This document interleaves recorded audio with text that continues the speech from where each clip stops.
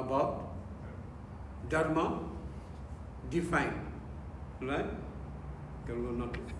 Dharma defined. Last week we had a class about upholding religious principles.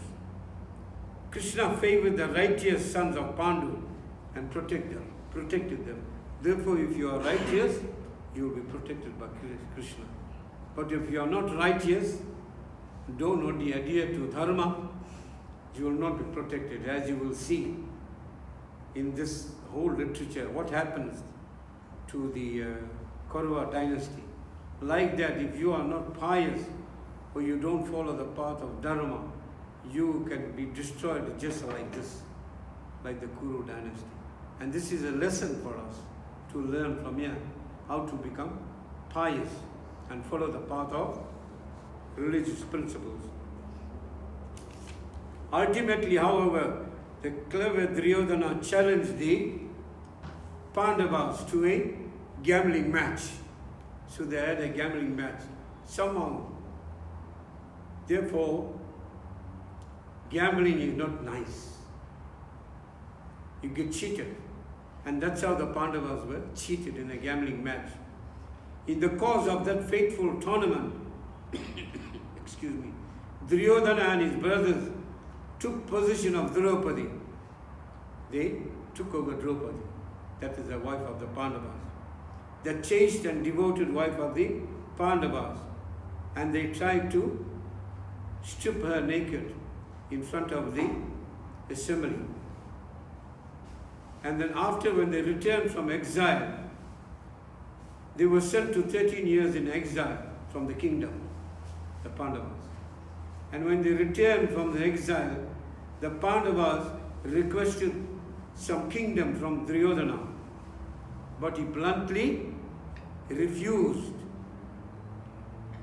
to yield it. Duty bound as princesses to serve in public administration, the 5 Pandavas reduced their request to a mere 5 villages. They wanted only 5 villages. Although it was rightfully theirs, so they asked Duryodhana this for 5 villages, not more than that. But Duryodhana arrogantly replied that he wouldn't spare them enough land into which to drive a pin. Can you imagine? If you take a pin and put it into the land, how much would that cover? Even that much land he didn't want to give to the Pandavas. That's how arrogant he was. Such a great coward.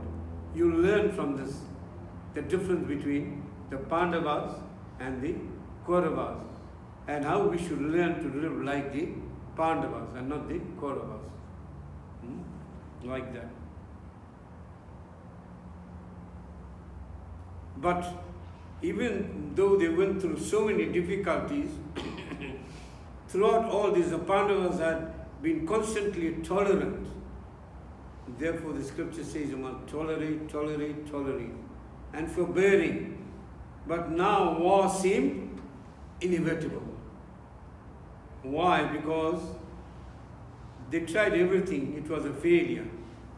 And Krishna also himself, he took the role of a messenger for the sons of Pandu. Can you imagine Lord Krishna, the Supreme Person of Godhead, becoming a messenger of his devotees? If Krishna loves you, he will do anything for you. That's love. That's love. So even he became the messenger of the Pandavas, and he took this message to Duryodhana to please, you know what, at least let us come to a compromise of something. But let's see what has happened. Krishna himself took the role of messenger for the sons of Pandu and went to the court of Dhritarashtra to plead for peace. When these pleas were refused, war was now certain. Duryodhana refused to part with, even like we said, a small tin of land, like that. The Pandavas, men of the highest moral stature, recognized Krishna to be the supreme person of Godhead, whereas the impious sons of Dhritarashtra did not. So they realized that Krishna was the supreme person of Godhead. But the sons of Dhritarashtra, they refused to understand that Krishna is the supreme person of Godhead. And those are the kind of people we get now in the material world. Do you know that? Mainly. Huh? Most of them. Most of them today, yes, atheistic by nature, and they say God does not exist. But you are very, very fortunate. You are accepted Krishna as the supreme person of Godhead. So give yourselves a big round of applause, please. And who we have to thank for this? Srila Prabhupada ki. You knew that Lord Krishna was the supreme person of Godhead. Did you know that? I didn't know that. I did not ever know that. I just knew Lord Krishna to be another God, like everybody used to pray to so many demigods. So I too, like that, followed them, my parents, They say you must do what the parents say. But he did not like that. You must do the right thing, what your parents do. That is following properly. So we followed like that, did so many things. But only when we came to surrender to Srila Prabhupada's lotus feet, did I come to know personally that Lord Krishna is the Supreme Personality of Godhead. And knowing that now you can't change. And that's a fact. You can do what you want to do. If you want to kill me, you can. Nobody can change you. We can't change. Nobody can change you. Nobody can change. That's how Prabhupada instilled Lord Krishna in your heart to be the Supreme Person of Godhead. Not that Lord Krishna was made God. He is the Supreme Personality of Godhead. Nobody is equal to him. And it's all stated in Scripture. And we'll read about it. That is why we are taking our time now, beginning Bhagavad Gita like this, to understand it very carefully so that you can relate yourself more closely to Krishna and fall in love with Krishna. Actually, like I said many, many times, all the Vedic literatures is a what story? History. Huh? History. Love story. Love story. I told you. It is a love story. You wrote love letters. I asked you. Huh? What's the longest love letter you wrote? Huh? What's the longest love letter you wrote? Huh? Dheeraj? No, I didn't write. Huh? Didn't write letters. I wrote letters. I wrote love letters. Unfortunately, that's all gone. And she is gone too. Like that material nature, love fades away. But Krishna's love never fades away. All the literatures that's written, Sanatana Goswami used to read, when he used to read Srimad Bhagavatam, he say that I read Srimad Bhagavatam as if reading a love letter. Why?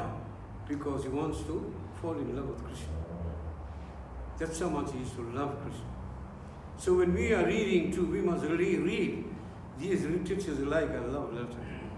And not like what we write, love letter.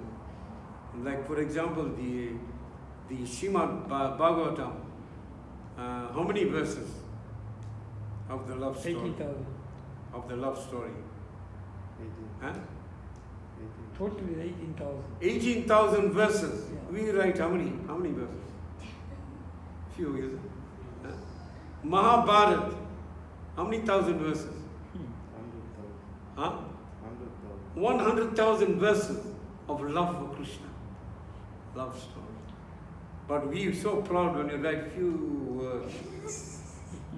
Huh? That is our foolishness. True love is this, loving Krishna. When we come to know that, we actually feel so ashamed that what do we do? That's not true love. That's only temporary love, like that. And sometimes that love ends up in what happened? Huh? Don't What work. they say? Don't work. Huh?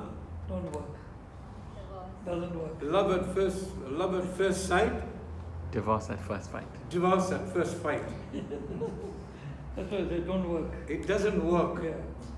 It doesn't work because even if you are in love, I mean, if you have a good marriage life even, what happens at the time of death? It ends. Kind of temporary. It's all temporary. So true love never ends. So this is true love, that's what we are learning about right now. And we are trying to re-relate that loving relationship that we lost to Krishna. We were in the spiritual world at one time, but we fell down. We lost that. And we are trying to find love everywhere in the material world, but you can't find that. But thanks to Srila Prabhupada, who has given us this wonderful literatures to re-relate our loving relationship to the Supreme Person of God. Srila Prabhupada ki Jai. Okay. In this way Krishna, and then in this way Krishna became the charioteer of Arjuna. Here, before that, as God, Lord Krishna did not want to personally fight, but whoever he so desired might avail himself of Krishna's army. So Krishna said he would not fight. He gave the promise.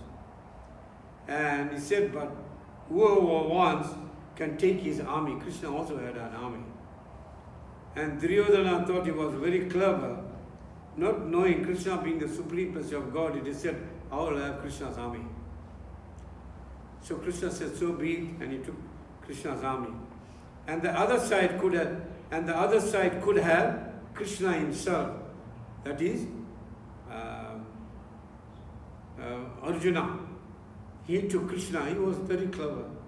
Because who can conquer the Supreme Person of God? Nobody. With all the army in the world, Nobody. you cannot conquer Krishna. Because everything belongs to him. So Arjuna was very clever, most intelligent. So that is why Lord Krishna became the charioteer of Arjuna, taking it upon himself to drive the bowman's chariot. Can you imagine? Lord Krishna being the chariot driver of Arjuna. But the work of a chariot driver is a very low class job, service. Can you imagine? Krishna took a low class service. Why? Serve his devotees. Huh? Serve his devotees. He loves his devotee so much so that he can eat, that he. Therefore, I like preaching. I got a big mouth. Only for Krishna. Thank you. Hare Krishna. Prabhu, the person who was reading Bhagavad Gita, Narendra Modi, he opened the railway line from Kashmir this week, from Srinagar to India, connected